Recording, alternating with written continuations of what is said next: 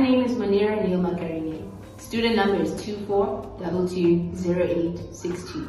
Today I'd like to share my teaching practice experience, which was done here at Belfast Academy through the Stadio Higher Institute. I taught on development of self and society from Unit 2. I used the Focus Grade 10 Life Orientation textbook. And our topic that was focused on was changes from adolescence to adulthood.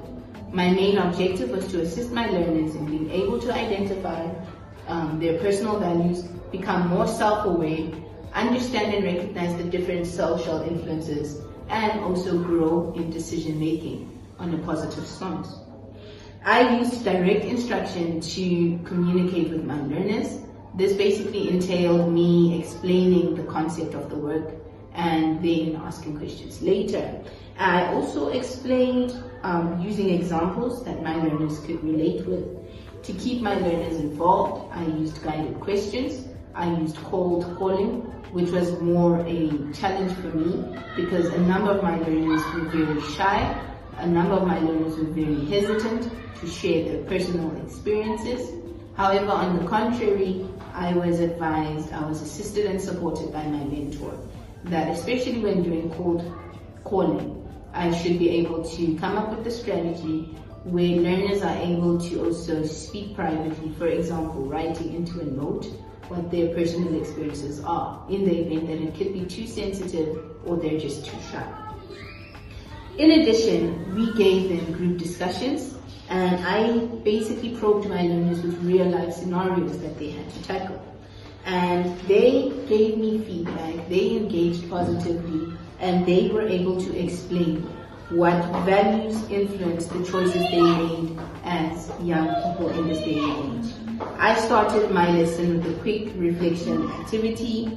My learners were instructed to write down at least 3 to 5 pointers and how they have improved either in habits, relationships, and interaction. What worked very well during the engagement was basically my group discussions.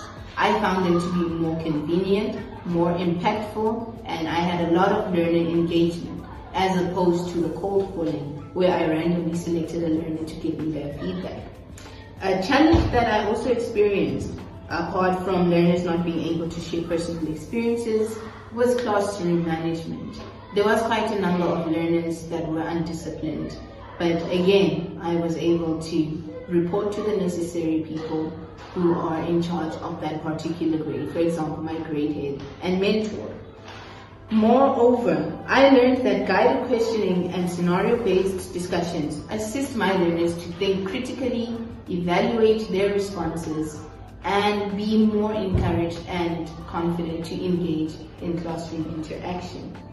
I also attempted to link what we have done on page 171, including the activities, with basically practical classroom activities. This included role plays. We used YouTube as one of our resources, and basically the group discussions as discussed prior. The biggest part of my teaching experience had to do with learner relationships, where I had to ensure that all my learners are safe and supported. Teacher relationships, where I learned how to interact with my grade head, supervisor, deputy principal, HOD, and principal. Extracurricular involvement, which entailed me being assisting in sports far beyond just the classroom activities, hockey, netball, as well as athletics. And then finally, my professional growth. My heart is completely embedded in my career as an educator, and I became very confident during, as time went by, with my class management skills, my engagement and assessments. Thank you.